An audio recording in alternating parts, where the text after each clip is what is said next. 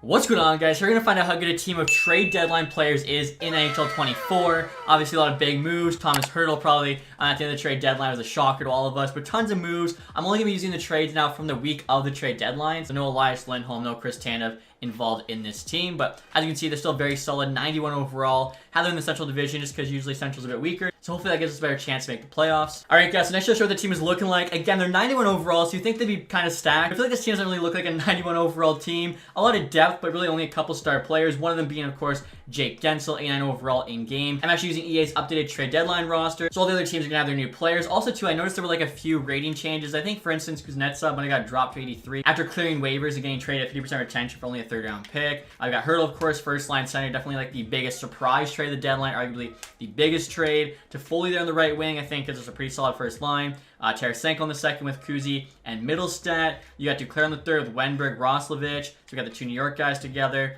Michael Bunting, Adam Henrique, Jason Zucker, all two-way forwards. Hopefully decent fourth line. Defensively here, I couldn't get rid of the -3 on the second pair. Luckily, top pair is solid. Hanifin, Byram. Byram's 86 in game, probably a bit high. He's also got elite potential, so it'll probably end up being like a high 80 end of the season. We got Walker, Dumba, second pairing with Edmondson, Johnson on the bottom. Again, nothing I did could get rid of the -3 on the second pair. They just stuck there apparently. Goaltending wise, we got a former Devil goalie and a new Devil goalie, and Vanecek and Allen. In terms of the special teams, power play 1, -1 as well. Like the chemistry's not that great. I think I had like a B head coach too, so hopefully that doesn't kind of ruin the sim for this team, because I mean overall, like I said, a couple star players. More so though, the strong point of this team is the depth. PK wise, we're actually getting pretty good chemistry. Like we got +3 there on the second unit. I think the 3-mans is all 0 as well, which isn't usually the case. I believe it's because we have like a defensive-minded head coach. Now in the AHL, there's some guys that didn't quite make the team. So you got Mantha there. Johansson's another guy I noticed that definitely dropped his rating. He was like 83, I want to say. Now 81 after essentially being a side cap dump in the Walker trade. You got Poso there, didn't quite make it.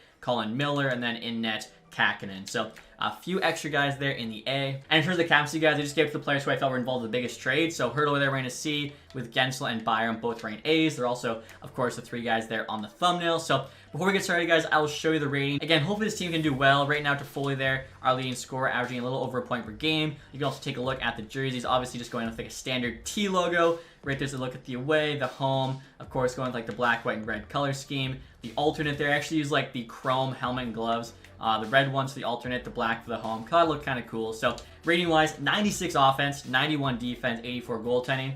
Let's see how this team does. Alright guys, so at the end of the season, I actually simmed forward a couple extra days till the playoffs started. As you can see, we finished there with a record of 44-29-9, so we are in the playoffs. We actually got third place there in the division, 97 points on the year. I think is pretty solid. Minnesota Wild, surprisingly, winning the division. I mean, Arizona Coyotes making it, and Dallas and Colorado missing. That's definitely an interesting result. Tampa Bay winning the President's Trophy.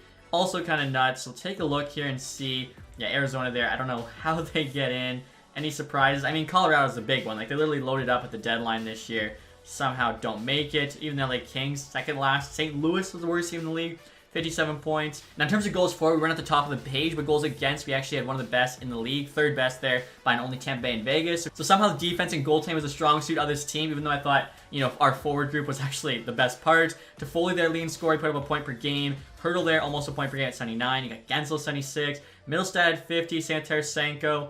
Wenberg, 44. I mean, defensively, Noah Hanifin actually leading scorer, 34. I really thought Byram would do more for us on 31 points. He is now an 88, though, like I said, jumped up there in rating. Goaltending, so Vanecek, Allen basically split. Both winning records. Vanecek, though, much better numbers. Save percentage as well, 921. Goals against is lower, so yeah, he was the better goalie for sure. Kakkonen there, AHL, only a 900, but Johansson over a point per game in the AHL, followed by Mantha, Poso. Even Miller there, 53 points as a D-man, so we'll see if, you know, the guys who didn't quite make the team can help that AHL team go on the Calder Cup run. Panarin, 114 points, wins the Art Ross, followed by McDavid there. Pedersen, Zuccarello, I mean, Zibanejad, Zegras. A couple surprising names. Goals-wise, Pastrnak there wins Maurice Richard at 52. Defensive scoring, Carlson, 84 points, over a point per game. Goaltending stats look to be Demko, 39 wins. Are you kidding me? Our Vanecek actually had the best save percentage of any starter, 921. I don't know how he did so well. He also had the lowest goals against, so I think he only played 44 games. He's probably not going to win the Vezina, but that's kind of crazy. Kind of like Aiden Hill, I guess, this year. Really good numbers, but doesn't have the games played. Marco Rossi, point per game at the Wild, plus 33. He's going to beat up a Dard there for the Calder. That's also kind of nuts. So, in the first round of the playoffs here, guys, we are matched up with the Winnipeg Jets. Obviously, they're a very good team, 46 wins. We know what they look like. So, We'll get started. I accidentally simped the first game. 6-5 OT loss. Was a close one in Winnipeg. We get another loss there in Winnipeg. Another OT loss back at home, wherever our home arena would be. Are we going to get swept here by the Jets? Okay, no sweep. We actually win that one. Force game 5.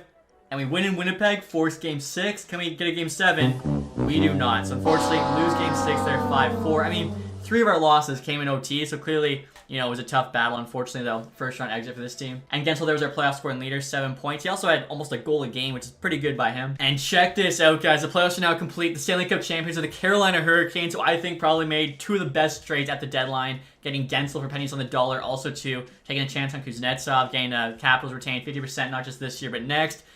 Oh my gosh. Devils there picking first overall. The Fire Lindy crowd, I'm sure, is very happy. They can add Celebrini to that team and maybe get it turned around. So we'll take a quick look at the playoff tree here, guys, and then the awards. Hurricanes beat the Capitals in 5 in the first round, swept the Rangers in the second, Lightning in 7, and they beat the Minnesota Wild there in 7 in the Stanley Cup final. I think all those Eastern teams could be in the playoffs. Minnesota, though, I mean, I know they got the extra 2 points the one night, pulling their goalie in OT, but probably not going to be getting in. So looking at the awards there, we can see the team. Individually, Panarin, Art Ross also gets the Hart. Carlson, James Norris back-to-back years. Panarin also got a Lady Bang, so huge year for him. Rossi got the Calder. Nature's Conn Smythe. Vasilevsky got the Vezina. Hill got the Liam Jennings. Okay, I thought Vanacek lowest goals against. Maybe because he didn't have enough games played. I'm not sure. Gudas there, Bill Masterton. Arizona coach Jack Adams. I mean, if they get in, definitely deserves it. O'Reilly, Selke, Panarin, Ted Lindsay, and then Pasternak there with the Maurice Richard. So as always, guys, hopefully you enjoyed this video. If you did, leave that thumbs up. If you haven't subscribed yet, hit the sub button down below. Thank you guys so much for watching. Have a nice day. Goodbye.